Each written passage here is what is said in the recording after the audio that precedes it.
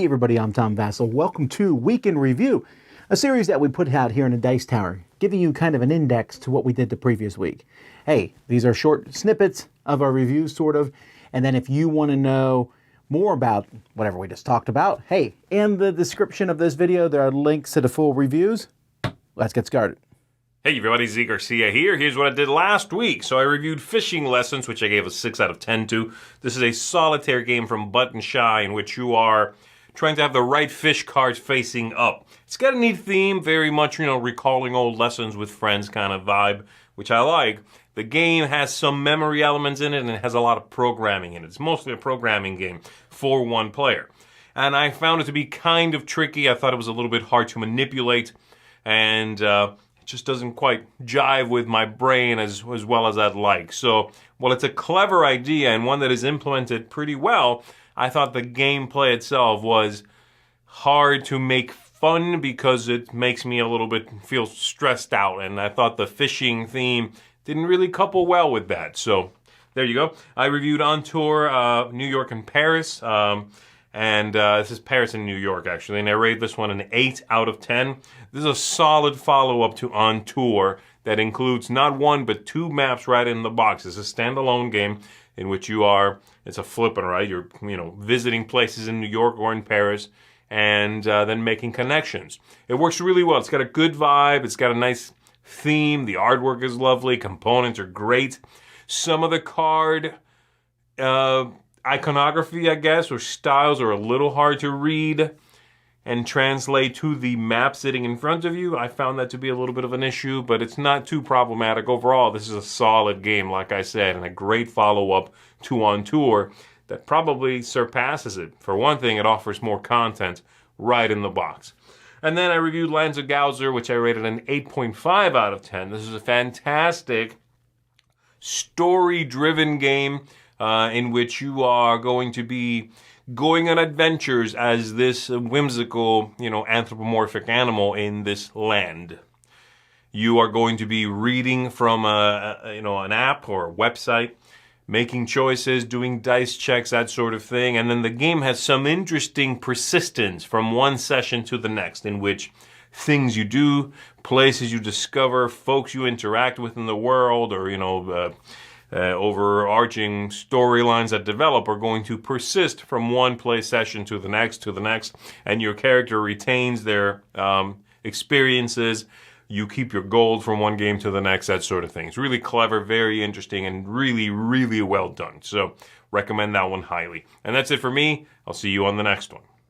Hey everybody, Chris here. This week I took a look at 4 games, the first of which was Habitats. This is from All Play, formerly BoardGameTables.com. I gave it a 7.5. Neat little tile-laying game. You drive a Jeep around a grid of tiles and you add it to a display that's in front of you, and then you score points. It has a good little arc to it. One of my biggest complaints is that some of the scoring objectives are a bit obtuse and worded obtuse. But otherwise, I think it's pretty solid and very fun. Next up, My Lil Everdell. I gave an 8 as a quick version of Everdell. As a kids game marketed for 6-year-olds, I wouldn't rate it that high. My daughter, who is 7, struggled with the strategy and the multiple different types of cards and everything, but I think it is a very good family edition of the game, and my daughter will definitely enjoy it when she's just a little bit older and more strategically minded. Next up, Rebuilding Seattle. I also gave an 8. This is a very fun game for me. I could see this one going up with if I play it with more plays, especially at a lower player count. Very fun, kind of economic-ish type of game, but with tile laying going on and just fun objectives and fun interactive goal cards you can flip over. Really good, really interesting, and I like the look of it, so I'm excited to try this one more. And then lastly, Flashback Zombie Kidz. This game I gave an 8.5, a seal of excellence, because it is an awesome exploration game. It explores a scene, a moment in time, through the eyes of lots of different people and video cameras and stuff going on in a way that I haven't really seen before. I like it a lot. My daughter loved playing this as a family, and I really enjoyed playing it through. The first 3 times especially. The revisit of the next 3 scenarios was good, just not as fun as that first initial discovery, but still 6 games out of one little package like this that you can re-gift. That's a fantastic, excellent package to me, and that, folks, has been my week. All right, this week I took a look at 3 different games. First up was On Tour, New York and Paris. This is a standalone game, so you don't use the regular On Tour. It is standalone, 2 new maps. They both feel very differently. I came in at a 7.5 for this game. I really liked it within this roll and write or flip and write genre. It's a little bit of both. It has dice and cards, so it's a flip and roll and write. I don't know. But I really liked what it was doing. I thought that the new rules that were implemented on these maps kind of gave some refreshing and also opened up that decision so it didn't feel, the decision space, so you didn't feel as limited with it. So On Tour, really look forward to exploring this more, 7.5. Then I took a look at My Lil Everdell. Came in at an 8 for My Lil Everdell. This one frustrated me giving this a score because as a game, if it was Everdell Express, if it was Welcome to Everdell, something like that, kind of a streamlined feeling or a shortened feeling of the Everdell game, then I loved it. I would have been at like a 9 for this game. But it's packaged as My Lil Everdell, and the box says it's for 6+, which it is not. So with that, I was like a 5. So how do you come in? I rated it pretty much as a game that if I want a filler game of Everdell, or I want that experience, or I want to introduce a gamer to Everdell, but not bring out the whole thing, just kind of give them a little flavor of it, those are the situations in which I think I would use this game. So I still think it has a place on my shelf, and I still really like it and recommend it. But because of the way it's packaged and marketed, I couldn't quite go to a seal of excellence. So an 8 for My Lil Everdell. And finally, I took a look at Lands of Galzyr. I came in at a 9 for this game. Wow, I was blown away by this game. It is a 9 right now. I can absolutely see it going up. I think this is a fantastic story game, story-driven game. It gives you all the choices that you want in these where you feel like you're making meaningful decisions that will come back later. You're going on different quests and succeeding those quests. You're building up your characters and you're getting different statuses that you have to work through and time out right. It does so much in such a single play session. Single play, I mean, an hour to 90 minutes, you feel like your character grows, you're excited about the decisions they're doing and how they kind of change, but it's 60 to 90 minutes and it cleans up and sets up in 5 minutes or less. It is so good. I cannot recommend this one enough. So a 9 for right now, but I definitely think that's going to go up as I explore more in this world, and I'm very excited to do so. So that's it for me this week. Let's keep it going. Hey there everyone, I'm Jeff, and this week I took a look at Meadow, Meadow's new expansion, Meadow Downstream, and since both have been reviewed here on the channel recently, I took a look at both the base game and the expansion from the solo player perspective. I really enjoy Meadow, and I love its new expansion, and to find out more about why, be sure to check out that review here on the channel. Thanks folks, and Happy New Year. Cheers. Hi, I'm Wendy Yee, and this week I played 2 games. The first one is Habitats. I gave this a 7.5.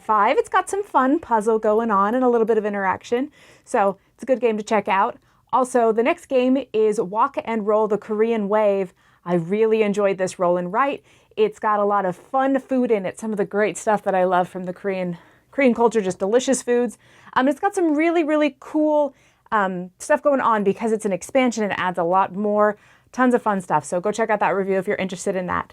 Anyways, we'll move along and we'll see who's next. Hey there everybody, it's Mike DeLisio, and this week I reviewed 2 games. First up, I reviewed Rebuilding Seattle, which I gave a 6.5 out of 10.